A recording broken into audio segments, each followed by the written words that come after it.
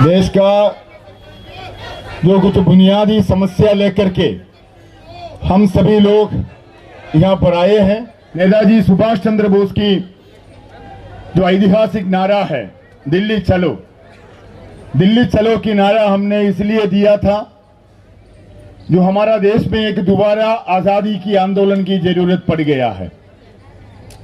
किस प्रकार की शासन हमारा देश की आम जनता की जो जीवन जीविका के ऊपर हर रोज आक्रमण हो रहे हैं, तब हम लोगों का एक बड़ा जिम्मेदारी है। नेताजी सुभाष चंद्र बोस के दल के हिसाब से हमने कुर्बानी देकर के इस देश की आजादी किया।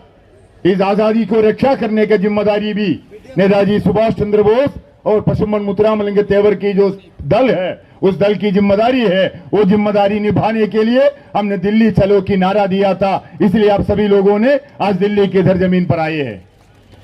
क्या मुद्दा है? मुद्दा सुनने से लोग सोचेंगे पुराना मुद्दा है। आजादी के 75 साल के बाद भी ये जो मांग हम लोगों ने रखा उसका समाधान करने के लिए जो भी सरकार सत्ते में आए हैं सभी सरकार विफल हो चुकी है। क्या समस्या है? सबसे बड़ा समस्या हमारा देश में अभी महंगाई हो गया। ये जो बीच में भी हम लोग सुना 4 दिन पहले रसोई गैस का दाम फिर 50 रुपया बढ़ा दिया। सरकार ने बड़ा चढ़ा करके एक योजना बनाई, उज्जवल स्कीम, गरीब लोगों को सिलेंडर दिलवाने की स्कीम बनवाया। उसी गरीब लोगों की सिलेंडर के ऊपर भी 50 रुपये और बढ़ा दिया। नरेंद्र मोदी जी आने के साथ साथ जो सिलेंडर की सब्सिडी हमारा बैंक में जमा होते थे, हम लोगों को सभी को कहा सभी लोगों का अकाउंट का जरूरत है। सभी लोग बैंक में जाकर के अपना अपना बैंक अकाउंट खाता खोला। खाता खोलने के बाद बोला आपका अकाउंट में सब्सिडी की पैसा आ जाएगा। आते आते सब्सिडी खत्म कर दिया। 1200 रुपया तक पहुंच गया था एक सिलेंडर की दाम। अभी फिर 1000 रुपया के पास पहुंच जा रहा हूं। फिर 50 रुपये उसमें बढ़ा दिया। पेट्रोल डीजल की दाम रोज बढ़ती जा रहे हैं। आपका इंटरनेशनल बाजार में कच्चा तेल की दाम रोज घटती जा रहे हैं। कच्चा तेल की दाम एक जमाने पर $140 तक पहुंचा था। तब हमारा देश में 1 लीटर डीजल पेट्रोल की दाम 100 रुपया 105 रुपया तक पहुंचा था। अभी कच्चा तेल की दाम करीब 65 रुपया तक पहुंच गया, डॉलर तक पहुंच गया। अभी भी हमारा देश में तेल की दाम 110 रुपया 105 रुपया तक पेट्रोल डीजल बिक्री कर रहे हैं।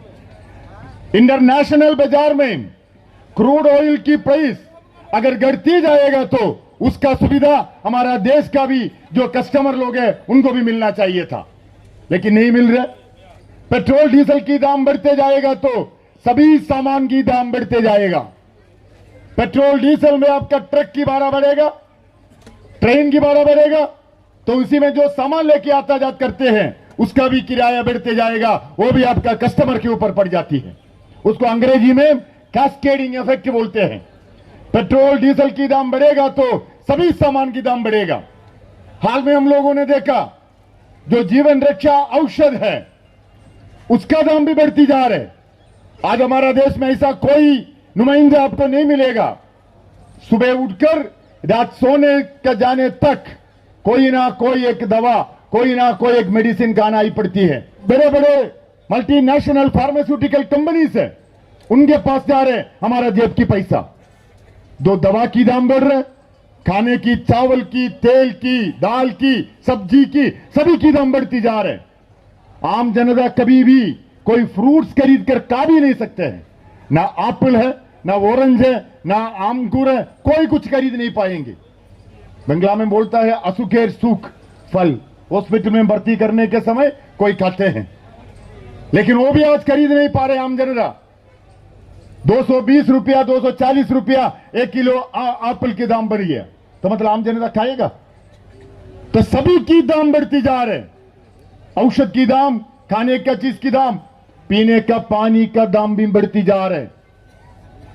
हमारा देश में विदेशी कंपनी आकर के पानी हमको पिलाती है। कोका कोला, पेप्सी, बड़े बड़े कंपनी लोग बाहर से आकर के हमको बोतल में भर के पानी पिलाती हैं। अमेरिका का, फ्रांस का, स्विट्जरलैंड का बड़े बड़े कंपनी हमारे देश में आकर के बोतल में पानी हमको पिलाता है। क्या ये लोग अपना देश से पानी लेके आता है? अपना देश का पानी तोड़ी लेता है? हमारा देश में आकर के हमारा देश का पानी बोतल में भर के हमको पिलाती है। पैसा किसका जेब में जाती है? सरकार की पैसे खाता में तो अगर टैक्स जाती है, बाकी पूरा एक बड़ी राष्ट्र कंपनी के पास जाती है। पीने का पानी से लेकर के बिजली तक, किसान खेती करने का बिजली तक, इसका दाम रोज बढ़ती जा रहे। तो ये महंगाई आम जनता की कमर तोड़ है। आम जनता की, जो गरीब लोगों की जो रसोई में आजकल ज्यादा खाना नहीं बना पा रहे, बच्चा लोगों को खिला नहीं पा रहे, उसकी वजह से अपुष्टिकरण भी हो जा रहे। जो प्रेग्नेंट मां है, बच्चा है, उसका हिसाब अगर सरकार के पास जो आंकड़े दिखा रहे हमारे पास, वेस्टेड चिल्ड्रन। वेस्टेड चिल्ड्रन का मतलब मालूम है अंग्रेजी में? वेस्टेड चिल्ड्रन मतलब अपुष्टिकरण है, मैल न्यूट्रिशन। बच्चा लोगों का, मां लोगों का अभी मैल न्यूट्रिशन हो गया है, तो खाना खिला नहीं पा रहे, ठीक तरीके से प्रोटीन खिला नहीं पा रहे, विटामिन दे नहीं पा रहे। इस जगह पर पहुंच गया। एक जनता अगर तंदुरुस्ती ना हो, एक जनता अगर रोगी ना हो, तभी हमारा देश की जनता की जो ताकत है, जो पॉपुलेशन है, उसके ऊपर हम गर्व कर सकते हैं। इसलिए फॉरवर्ड ब्लॉक ने सबसे पहला मांग हिसाब से रखा है, महंगाई काबू में लाना पड़ेगा। हम क्यों रेशन की दुकान बनाया है देश भर? रेशन की दुकान किस लिए बनाया हम लोगों ने? सार्वजनिक वितरण प्रणाली बोलता है हम लोग। क्यों सार्वजनिक वितरण प्रणाली किसको बोलते हैं? अगर पब्लिक मार्केट में किसी भी चीज की दाम अगर बढ़ गया तो सरकार की जिम्मेदारी है इसी सामान को सरकार की दुकान से वितरण करना है। करने के लिए किस प्रकार की रास्ता अपनाना है, सीनियर नेता लोग सोच करके एक रास्ता निकलना पड़ेगा। नहीं तो ये बुनियादी समस्या की बात हम करते रहेंगे, सरकार कभी सुनेगा नहीं, सरकार की कान खुलेगा नहीं, सरकार की आंख खुलेगा नहीं। आंख खोलने के लिए आपको सत्ता में आना ही पड़ेगा। साथियों, उसके साथ साथ हमारा एक पुराना मांग हम लोगों ने रखा है। हम लोगों ने अपना एक मांग रखा है। क्या मांग है? ये मांग सिर्फ अपना मांग नहीं है, उठाता है हम, लेकिन मांग हमारा अपना नहीं है, मांग इस देश का ही। क्या है? नेताजी सुभाष चंद्र बोस को आखिर में क्या हुआ, कहां चले गए हैं, किसी को तो पता नहीं। सुभाष चंद्र बोस की मृत्यु टंगोजी टेम्पल में रखा हुआ जो चिदाबस, तथाकथित चिदाबस, ये सभी लेकर के हर समय कोई ना कोई कहानी आते रहते हैं। मुखर्जी कमीशन का गठन कौन करवाया? आप लोगों को याद होगा, सीनियर नेता लोगों को। हमने भारत यात्रा निकला है, पूरा हिंदुस्तान में 5 भारत यात्रा हम लोगों ने निकला। कन्याकुमारी से दिल्ली तक, कलकत्ता से दिल्ली तक, कटक से दिल्ली तक, श्रीनगर से दिल्ली तक, मणिपुर की मोइरांग से दिल्ली तक हमने यात्रा निकाली। वो यात्रा दिल्ली में आकर के हम सरकार के पास गया, जाके बोला अभी सोवियत यूनियन की जो केजीबी की आर्कवे स्कूल गया है, यूरोप से कहीं कागज मिलने वाले हैं, आप नेताजी की संबंध में कितना भी कागज बाहर अंदर जो है सब ले आइए, ले आकर के देखिए नेताजी आखिर में कहां जाना चाहती थी, नेताजी आखिर में कहां जाना चाहती थी, उसमें एक खुलासा मिल जाएगा। नरेंद्र मोदी आने के समय बोला था हम नेताजी की भक्त है, नेताजी के लिए हमको सब कुछ कर देंगे। आपके पास सैकड़ों फाइल पड़े हुए हैं। सुभाष चंद्र बोस हिंदुस्तान से ऐसा एक ऐतिहासिक जर्नी शुरू कर दिया, दुनिया का कहीं भी इतिहास में आपको नहीं मिलेगा। दुनिया का मुक्ति संघर्ष का कोई भी देश में ऐसा इतिहास आपको नहीं मिलेगा जिस यात्रा नेताजी सुभाष चंद्र बोस ने किया था। आप चे गुवेरा की नाम ले लीजिए, हो ची मिन्ह की नाम ले लीजिए, माओ त्से तुंग की नाम ले लीजिए, किसी का भी नाम ले लीजिए, लेकिन सुभाष चंद्र बोस ने किस यात्रा शुरू किया था, कलकत्ता एल्गिन रोड से लेकर के उन्होंने यात्रा शुरू करके जर्मनी से, सिंगापुर से, मलेशिया से, थाईलैंड से मोइरांग तक उन्होंने जो पहुंचा है, वो यात्रा दूसरा कहीं भी देश में आप इतिहास आपको नहीं मिलेगा। लेकिन इसलिए हमको अधिकार है, इस देश की आम जनता को अधिकार है, आखिर में नेताजी को क्या हुआ है, कहां चले गए हैं। जो कहानी रोज आती है, उन्होंने गुमनामी बाबा के नाम पर उत्तर प्रदेश में जीता है, मिर्जापुर में बैठा हुआ है, फिरोजाबाद में बैठा हुआ है, आपका बंगाल में शोलमारी आश्रम में बैठा हुआ है, मध्य प्रदेश की दुर्ग में बैठा हुआ है, दिल्ली में आकर के जवाहरलाल नेहरू का डेड बॉडी में आकर के सलाम करके चले गए हैं, अभी भी सामूजी होकर के घूम रहे।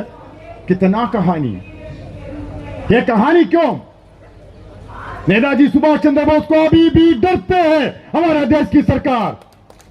नेताजी को आखिर में क्या हुआ, उसका खुलासा अगर हो जाएगा तो बहुत सारे मुखोश खुल जाएगा, इसलिए डरते हैं। बोलते हैं दूसरे देश के साथ हमारा संपर्क खराब हो जाएगा। अरे 75 साल तो हो गया हमारा देश की आजादी। उस समय आजादी मिलने के समय जो जो नेता थे सब तो मर गया है। देश का मानचित्र भी बदल गया। सोवियत यूनियन 17 देश में टुकड़ा टुकड़ा टुकड़ा हो गया है।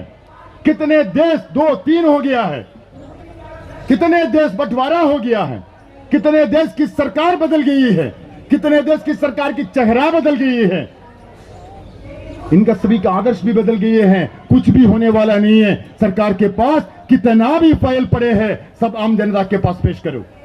एक स्पेशल इन्वेस्टिगेशन टीम बैठाओ, SIT बैठा करके सुना दो क्या लिखा है। नेताजी आखिर में कहां जाना चाहते थे, वो कहां चले गए हैं, किसके साथ उसका संपर्क थे, किसके साथ वो चिट्ठी लिख रहे थे, सभी में मिल जाएगा। उसका सरकार की जो संपत्ति थे, सोना पैसा संपत्ति थे, उनका अपना बैंक थे, नेशनल बैंक ऑफ इंडिया, अपना करेंसी थे।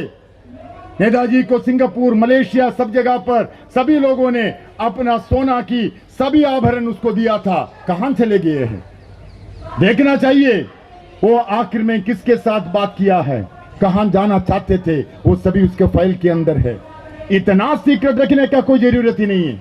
आजादी का 75 साल के बाद हम दोबारा ये मांग करते हैं, कितना भी फाइल सरकार के पास है, they have to declassify all the files related to Netaji, related to Azad Hind Fauj, Indian National Army and related to Azad Hind सरकार। ये हमारा मांग है।